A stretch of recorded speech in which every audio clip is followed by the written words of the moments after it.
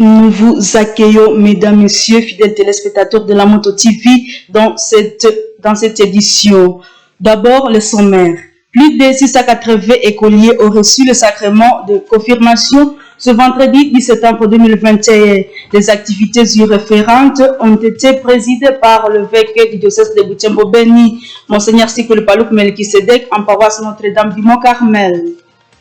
Le président de la FEC, Chambre de commerce de Butembo-Lubero, Polycarpe Ndivito, crée que l'insécurité qui sévit dans l'est du pays, caractérisée par les attaques des véhicules des commerçants, se transforme en guerre économique. Il demande au gouvernement de rétablir la sécurité dans cette partie du pays, notamment à Beni, pour ne pas sacrifier l'économie de la région. C'est tout comme son maire. Comme nous l'avons dit au sommaire, l'évêque du diocèse de Butembo-Beni, Monseigneur Sikuli Paluku Melkisedek, a conféré le sacrement de confirmation à 683 écoliers ce vendredi 10 septembre 2021. La célébration eucharistique a vécu en paroisse Notre-Dame du Mont-Carmel de Mukuna. Monseigneur l'évêque du diocèse de Butembo-Beni a demandé aux confirmants de garder la foi catholique. Grâce Kaniki pour le détail. Cette célébration eucharistique a débuté à 10h ici en paroisse Notre-Dame du Mont-Carmel de Mukuna. Au total, 693 écoliers, dont 466 filles, ont reçu le sacrement de confirmation. Dans son homélie, l'évêque du diocèse de Butembo-Beni, Monseigneur Sikuli Paluku Melkisedek, a centré son message sur les 7 dons de l'Esprit Saint. C'est alors qu'il a demandé à l'un des élus du jour de rappeler les 7 dons de l'Esprit Saint.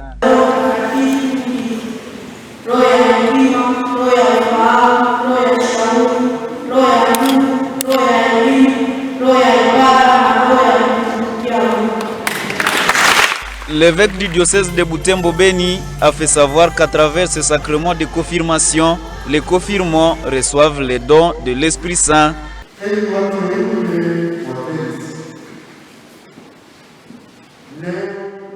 Ce jour, c'est un jour inoubliable dans votre vie. C'est la Pentecôte dans votre vie. Pentecôte, car vous recevez le Saint-Esprit. Par ce sacrement de confirmation, vous êtes envoyés dans le monde pour proclamer la bonne nouvelle aux pauvres, nourrir les affamés et guérir les malades.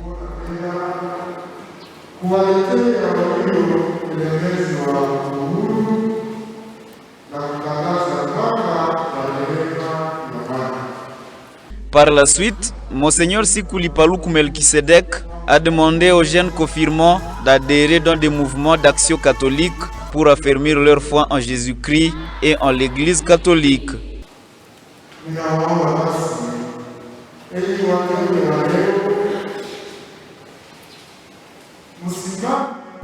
Chers élus du jour, demeurez fermes dans la foi que vous allez proclamer. Face à la multiplicité des sectes, vous êtes appelés à être vigilants. Soyez de vrais chrétiens. Méfiez-vous des enseignements dans les médias, sur des réseaux sociaux qui vous écartent de votre foi. Soyez fermes.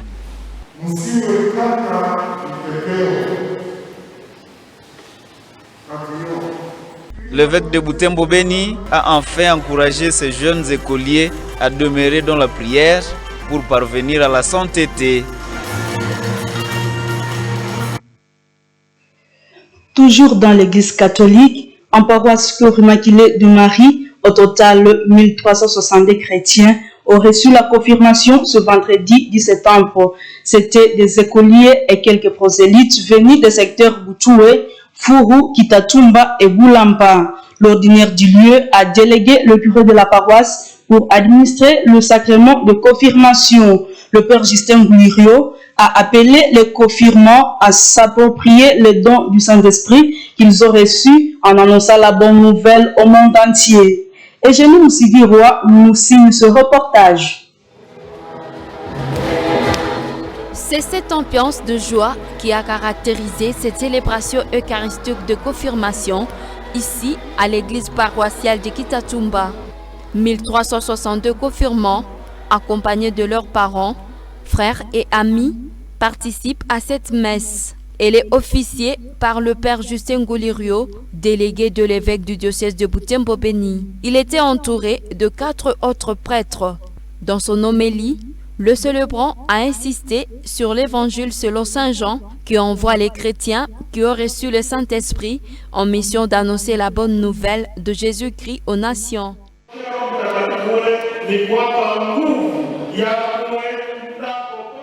Le rôle du Saint-Esprit est de nous remplir de divers dons afin d'annoncer la bonne nouvelle à travers des paroles et des actes.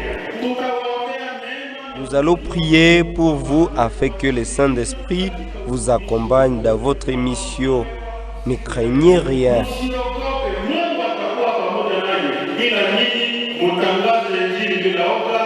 Après l'homélie est venu l'acte de ointre de l'huile chrismale, offre de confirmants, une marque de la réception du Saint-Esprit dans leur cœur afin de témoigner du salut qu'apporte le Christ à l'humanité.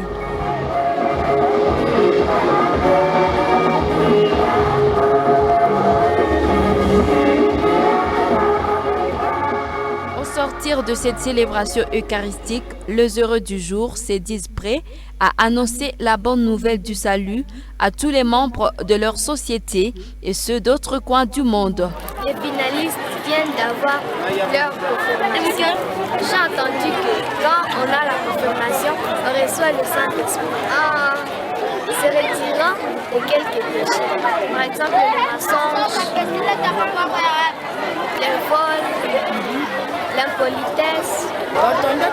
On nous a exhortés à annoncer la bonne nouvelle. Je suis prêt à servir Dieu. Après la confirmation à l'église paroissiale de Kitatumba, l'administration du même sacrement aura lieu ce samedi 11 septembre à Vuronto, Kaamba et Vukoka. Rendons-nous à Saba avec cette actualité. Clôture de la session de formation des bergers et aumôniers du groupe de renouveau charismatique catholique du diocèse de Butembo-Beni. Ce vendredi 10 septembre au centre des miséricordes de Saba, une messe d'action de grâce a été dite à ce jour de clôture.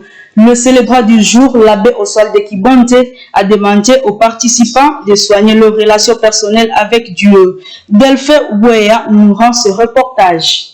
C'en est fini avec les 3 jours de formation des bergers aumôniers des renouveaux charismatiques catholiques du diocèse de Butembo-Beni.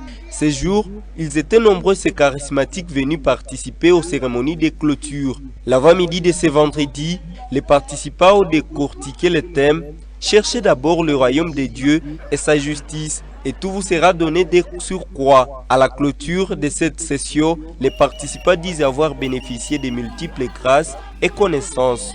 C'est que nous avons des volets parce qu'on nous apprend à pouvoir être comme nous comme chrétiens pour que nous puissions avoir beaucoup de fruits, fleurir là où nous sommes et avoir des fruits en poursuivant le thème principal qui est de chercher d'abord le royaume des cieux et tout ce qui les concerne et tout le reste dont nous avons besoin nous sera accordé par-dessus. Et deuxième volet, c'est une session de formation de tous les responsables du diocèse en matière de renouveau charismatique pour pouvoir faire suivre la structure du renouveau charismatique sans déviation. Après ces enseignements, une célébration eucharistique a été dite pour clôturer cette session dans un climat de prière. Le célébrant du jour a exhorté les dirigeants présents à cette messe à vivre la parole de Dieu pour pouvoir la transmettre aux autres. Les hommes d'aujourd'hui, les chrétiens d'aujourd'hui ont plus besoin des témoins que de maîtres. S'ils écoutent les témoins, les maîtres, c'est parce qu'il est témoin.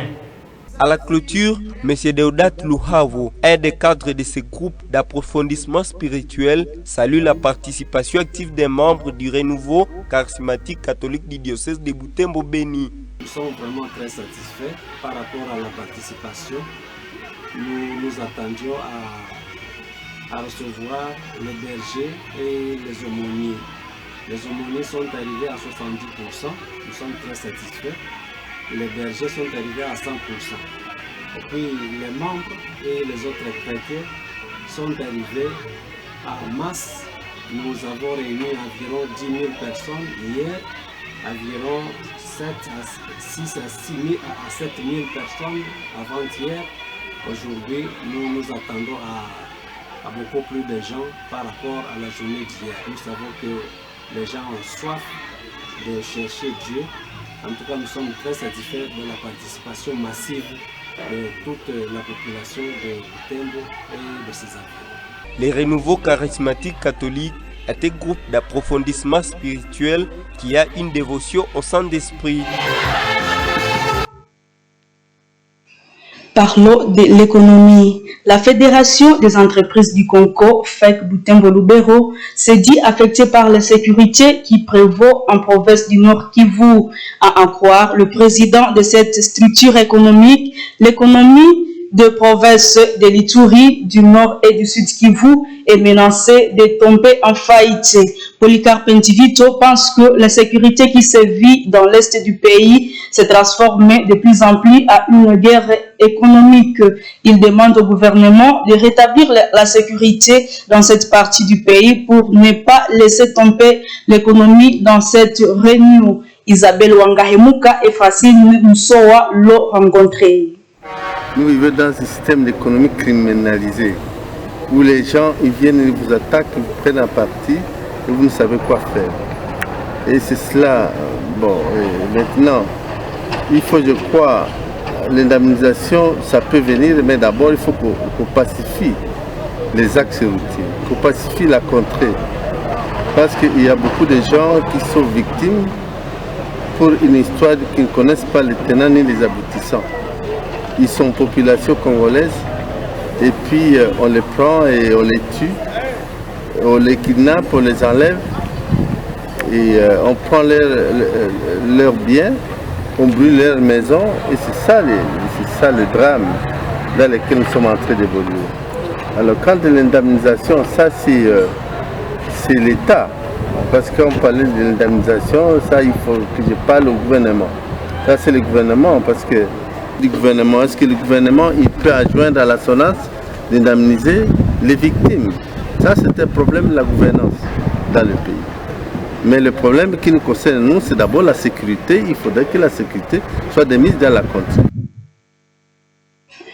Concernant la suspension des voies économiques à Beni et Butembo, le patronat suggère une concertation entre les gouvernements et les compagnies d'aviation pour discuter de la fixation des prix. Il souhaite que cette situation soit vite décantée pour permettre aux personnes de voyager sûrement car la voie aérienne reste la seule qui soit sécurisante en ces jours. Polycarpe Ndivito indique que la suspension des vols joue déjà négativement sur le trafic commercial du Nord Kivu.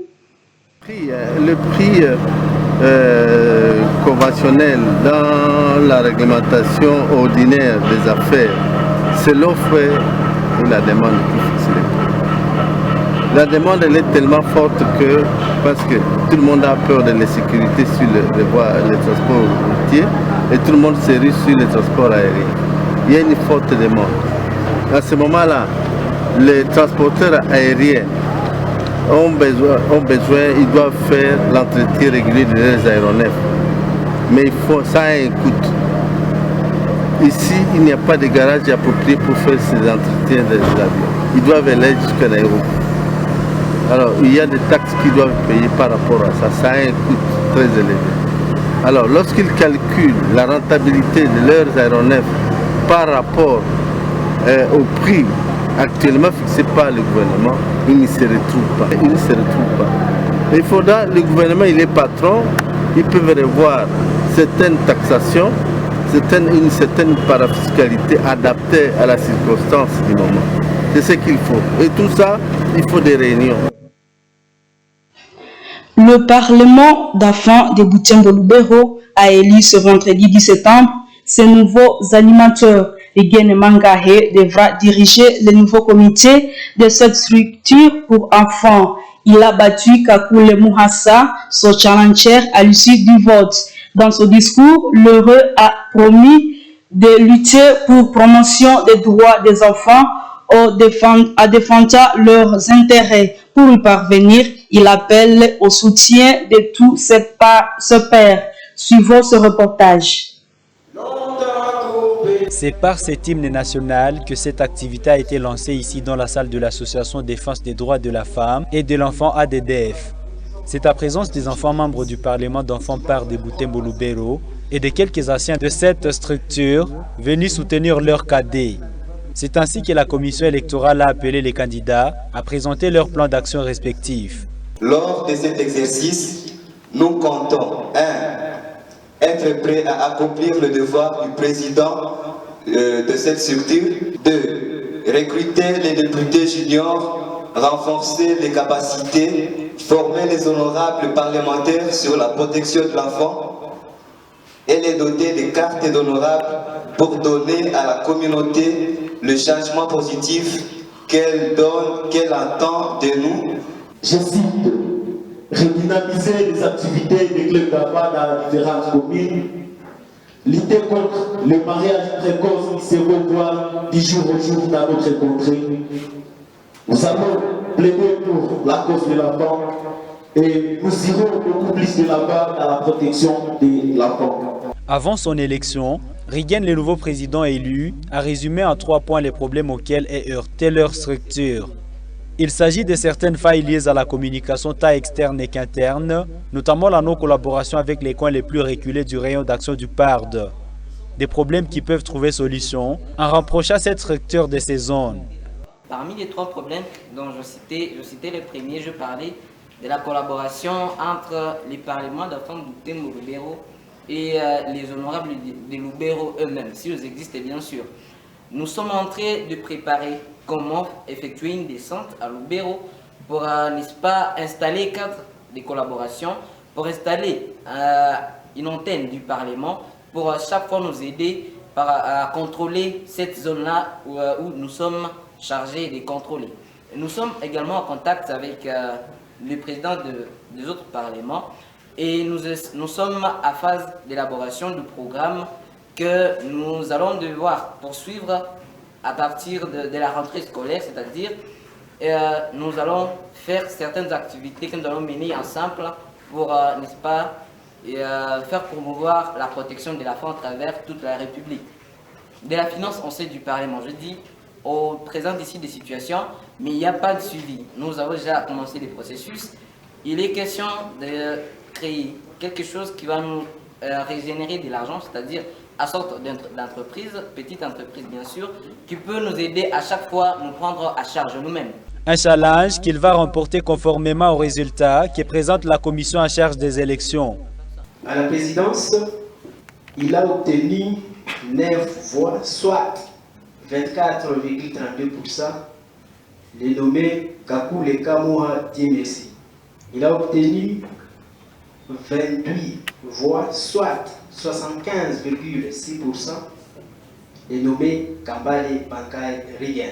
Provisoirement, la CI proclame Kambale Bankai Rigen comme président du PARD pour le mandat de 2 ans. Le perdant Kakule Kamoa Dieu merci a promis d'accompagner les nouveaux comités si contribution est sollicitée.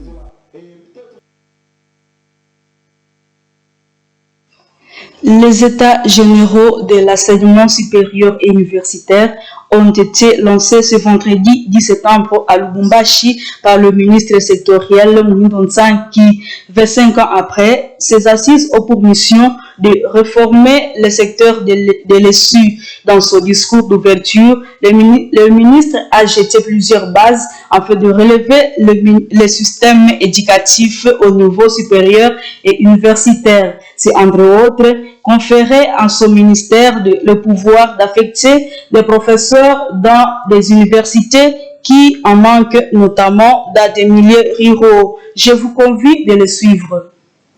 Ne devrions-nous pas supprimer des institutions jugées non viables et ne disposant pas du personnel académique propre et qualifié? Par ailleurs, et au regard de la répartition asymétrique des professeurs qui se concentrent dans les grandes villes et dont les enseignants qualifiés sont seulement dans les grands pôles universitaires de Kinshasa, de Lubumbashi et Kisangani, ne devrions-nous pas penser, je m'interroge, j'espère que vous vous interrogerez aussi, ne devrions-nous pas penser à conférer au ministère de l'enseignement supérieur universitaire le pouvoir d'affectation d'office des professeurs dans les universités et instituts supérieurs à manque et à pénurie à personnel qualifié. Dans ce cas, une prime supplémentaire de bourse serait envisagée pour les enseignants qui acceptent de prester en permanence dans les universités supérieures.